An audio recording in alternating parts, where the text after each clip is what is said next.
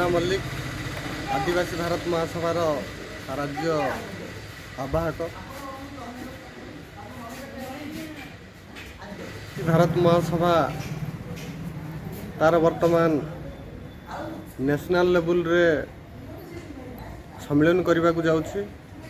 आसंता मास अर्थात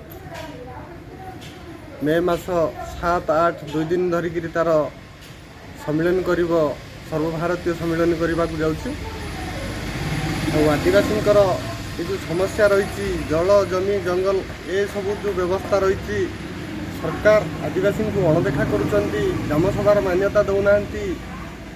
आदिवासी 1996 जो पेशा कानून लागू होगा कथा कहुई से जिनस हो पारना किंतु आदिवासी जंगल जमीर अधिकार 2006 अनुजाई आदिवासी को जंगल जमीर पट्टा मिलवा कथा से जिनस हो पारना किंतु तारी आज आदिवासी बहुत असुविधार सम्मुखीन होती।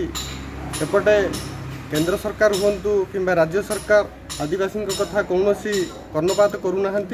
तेणुक ये आदिवासी भारत महासभा तर्पर हो उठुची जे एबे वर्तमान राज्य समेत केंद्र में से तार सम्मेलन करने।